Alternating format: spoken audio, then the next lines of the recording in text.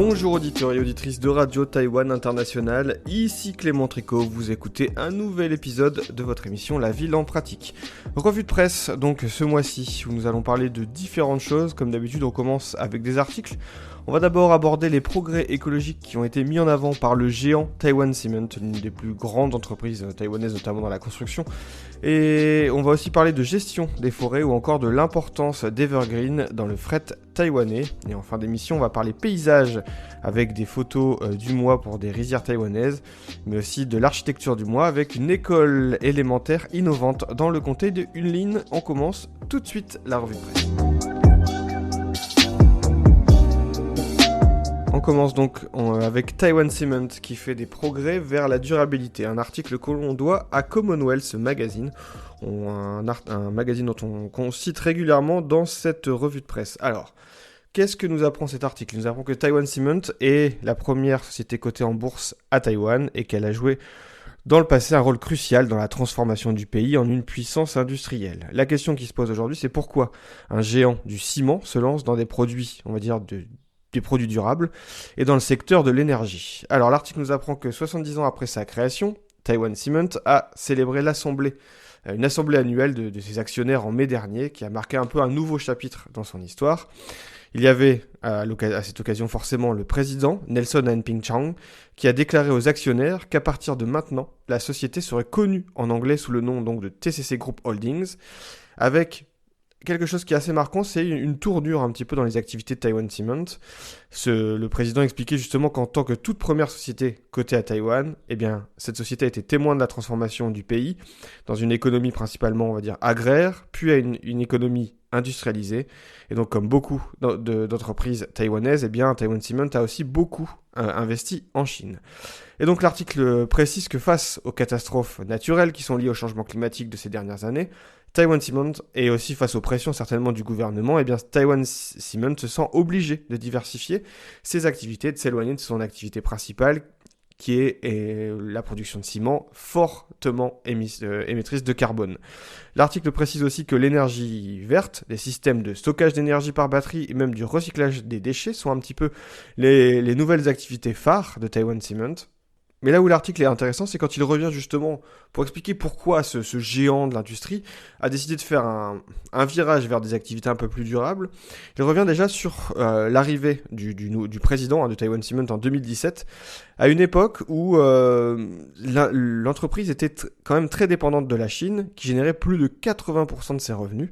Et en même temps, l'industrie du ciment est confrontée à une concurrence acharnée sur les prix en raison d'une surproduction massive. Et donc il était clair qu'il fallait diversifier l'activité. Donc premièrement, avant de parler de valeur durable, c'est d'abord une logique économique qui a fait que cette entreprise a voulu changer. Deuxièmement, l'objectif est forcément aussi de réduire les émissions de carbone pour lutter contre le changement climatique. Il y a, quand on parle justement de production de carbone dans le bâtiment notamment, eh bien, le ciment est souvent pointé du doigt comme l'une des raisons pour laquelle le bâtiment fait énormément de production de carbone.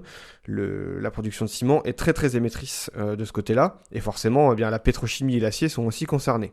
Et il faut voir que ce géant envisage à la fois des transformations de ces systèmes et de ces lieux de production, comme ça peut être le cas à Taïwan. En 2020, l'article souligne que Taiwan Cement a transformé un site de production de ciment et aussi de gaz à Heping dans le comté de Hualien, et ils l'ont transformé en centre de recyclage de ressources renouvelables qui incinèrent notamment des déchets.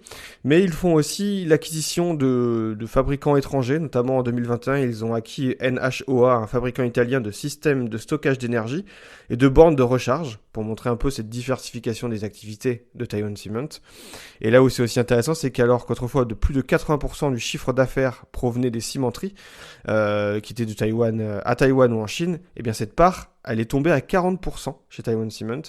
Et donc on peut voir que justement le ciment à faible teneur en carbone, qui est aussi produit à l'étranger, va représenter 30% du chiffre d'affaires, et les activités liées à l'énergie verte vont générer 25% du chiffre d'affaires de ce géant. Donc on peut constater, et quelque part c'est un petit peu rassurant, de voir que des géants du bâtiment qui sont connus pour être des grands émetteurs de carbone sont un peu, on va dire, contraints pour des raisons économiques, mais aussi pour des raisons, on va dire, de développement durable, de prendre aussi ce tournant dans l'activité. Alors, il y a encore d'énormes efforts à faire. D'ailleurs, l'article revient un peu là-dessus, mais je vous invite à aller lire l'article en détail parce que c'est intéressant de voir que la transformation et la réduction de carbone, ça passera aussi forcément par les évolutions de ces géants industriels. On va rester dans le même magazine, un Commonwealth, et cette fois-ci pour parler du nouveau port d'attache d'Evergreen qui gère un tiers du fret de Taïwan, c'est le titre de l'article.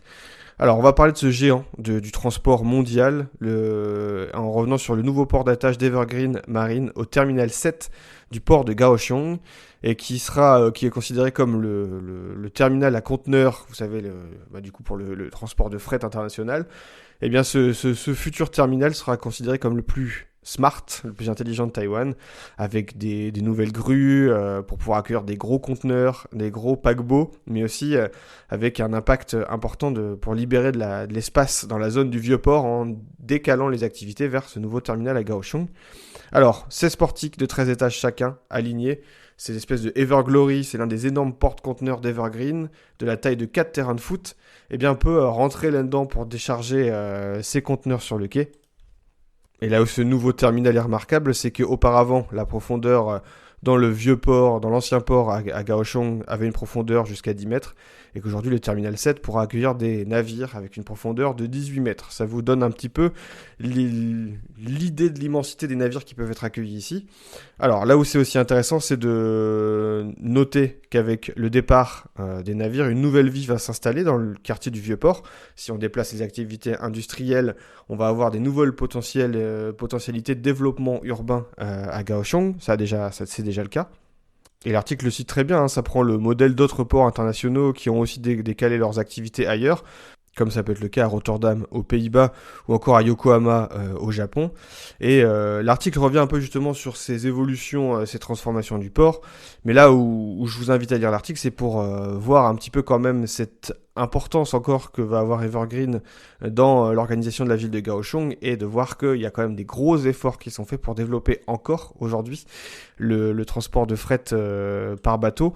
On parlait juste avant dans l'article d'objectifs de réduction de carbone, des émissions de carbone, etc.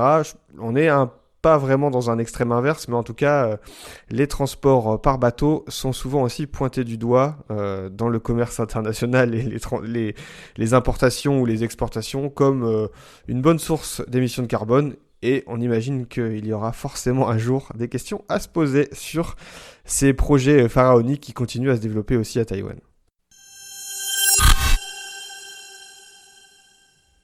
On passe à un article sur la gestion des forêts. Alors c'est plutôt on va dire un teasing d'une série d'articles qui est en train d'être publié sur Ison's Place, un média indépendant sur l'architecture, l'urbanisme à Taïwan et qui laisse la parole ouverte à des auteurs divers et variés, mais aussi à des différents groupes.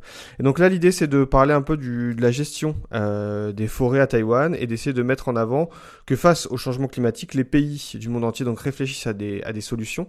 Et Taïwan aussi pense à augmenter l'augmentation de ses puits de carbone forestiers, une des méthodes sur lesquelles tout le monde s'accorde pour réduire et pour capter justement le carbone. Et donc dans la série d'articles qui est en train d'être publiée, ils vont revenir sur les pratiques de gestion durable des forêts. Ils prennent l'exemple très amusant, je trouve, d'un jeu vidéo très connu, Age of Empires, dans lequel vous avez des civilisations qui s'affrontent, elles doivent collecter des ressources après se faire la guerre, et généralement dans cette collecte des ressources, il y a du bois qui doit être récolté, et ça se résume à devoir couper des forêts et pas en replanter. Et donc là, ils veulent justement prendre le contre-pied et de mettre en avant ce qu'est l'exploitation forestière, l'importance de l'entretien, du boisement, de la culture des semis, des différentes espèces qui doivent s'associer, etc. pour entretenir un couvert forestier intéressant. Et donc si le sujet vous intéresse, eh ben, je vous invite largement à suivre cette série d'articles qui s'annonce relativement dense pour avoir un peu une vision un petit peu large de la gestion des forêts taïwanaises. Et ça peut certainement inspirer, si vous habitez près d'une forêt, eh bien ça vous donnera peut-être envie aussi de vous renseigner sur comment on gère les forêts près de chez vous. C'est pas si simple qu'il n'y paraît.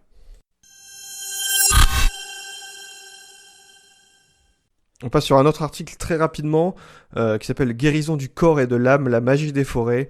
C'est sur Taïwan Panorama, vous savez, ce magazine mensuel qui fait largement la promotion de Taïwan avec souvent de magnifiques photos puis des articles très très promotionnels sur le pays. Alors cette fois-ci, il y a un article, alors on va pas trop rentrer dans le détail, mais il met en avant l'importance d'aller se promener et de marcher en forêt pour se ressourcer, pour se sentir mieux. Et justement, met en avant le fait que Taïwan compte 268 montagnes qui dépassent les 3000 mètres et que plus de 60% de son territoire est couvert de forêts, avec une superficie totale de seulement 36 000 km². Donc ça fait quand même des lieux où aller se promener à Taïwan, des belles randonnées en forêt en perspective. Dans l'article, il y a pas mal de précisions sur les types de forêts, sur les lieux très très connus du tourisme taïwanais. Si vous écoutez RTI, on vous a forcément déjà parlé de ces lieux, mais je vous invite à vous rendre compte de ça. J'ai pas forcément envie de trop faire la promotion de ces pratiques où des personnes vont vous faire payer très cher pour pouvoir aller faire une balade en forêt. Je pense que simplement le fait d'aller vous promener vous-même près de là où vous habitez, ce sera largement suffisant. Mais en tout cas, c'est intéressant de rappeler quand même d'insister sur cet aspect-là de l'importance de la prise en compte des forêts, aussi pour le bien-être humain.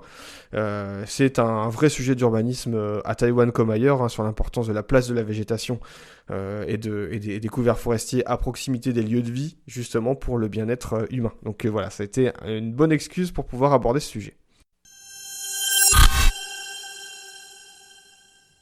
On va rester sur Taïwan Panorama, je vous ai fait une sélection d'articles, cette fois-ci avec des photos prises par les lecteurs et pour mettre en avant Taïwan comme un royaume du riz. Et vous avez une sélection de photos de rizières avec... Ce qui est intéressant, c'est qu'il y a différents aspects de la gestion des rizières qui sont photographiés.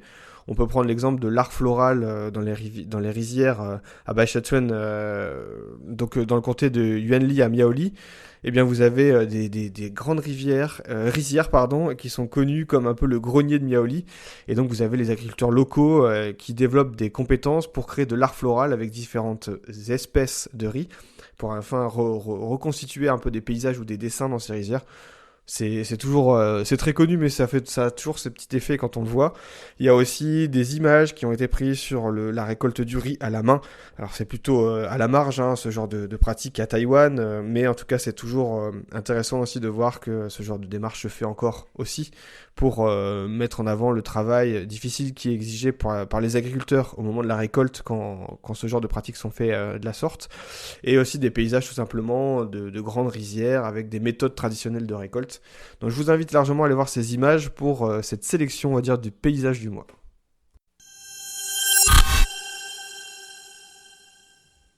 Et enfin, on va terminer avec une école, l'école maternelle, à but non lucratif, affiliée à l'école élémentaire d'Onan. Alors, c'est une école qu'on doit à l'agence d'architecture JN Architects. Alors, la question qui est posée dans l'article de Taiwan Architect, c'est cette maternelle est-elle une maison, un parc d'attractions ou une école ? J'aime beaucoup cette question qui donne un peu la réponse dans la conception de l'architecture en elle-même. Cette école, elle est située dans la ville de Donan, dans le comté de Yunlin, et qui insiste sur le fait que c'est un environnement plutôt rural. La plupart des enfants viennent de familles dont les parents sont des agriculteurs. Et l'idée, par rapport aux grandes villes, ces enfants ont naturellement plus de possibilités d'avoir accès à la nature. Et donc l'idée, c'était d'avoir une approche pour rester dans cette dimension-là et travailler justement le rapport à la rue pour essayer de créer le plus de confort possible pour répartir les espaces, on va dire, administratifs, les espaces de restauration et la grande salle d'activité pour les enfants. Alors là où c'est très très beau, c'est, vous allez le voir, vous avez une organisation qui est faite de manière à ce que tous les espaces pour les enfants soient non pas sur la rue, mais on va dire plus vers le cœur d'îlot, de manière à ce que les enfants soient plus au calme et qu'il y ait un peu moins les bruits de voiture. Et vous allez voir aussi, il y a sur les images l'espace, on va dire, d'activité pour les enfants est travaillé pour avoir une grande structure de vitres qui donne sur la cour afin que l'espace intérieur ait un peu un esprit, on va dire un peu, pas de gymnase, mais en tout cas de grande salle d'activité et qui se prolonge visuellement dans la cour juste à côté pour avoir une impression comme ça d'espace dans cette école que je trouve très très réussie visuellement. À voir sur place la qualité des finitions, mais en tout cas je vous invite largement à voir le travail de cette agence d'architecture JN Architects, ça vaut le coup d'œil. Merci auditeurs et auditrices d'avoir suivi cette émission de la Ville en pratique, présentée par moi-même Clément Tricot jusqu'ici. Je vous donne rendez-vous bientôt pour une nouvelle revue de presse ou d'autres émissions. Et d'ici là, vous le savez, portez-vous bien et n'hésitez pas à vous abonner au podcast. À bientôt.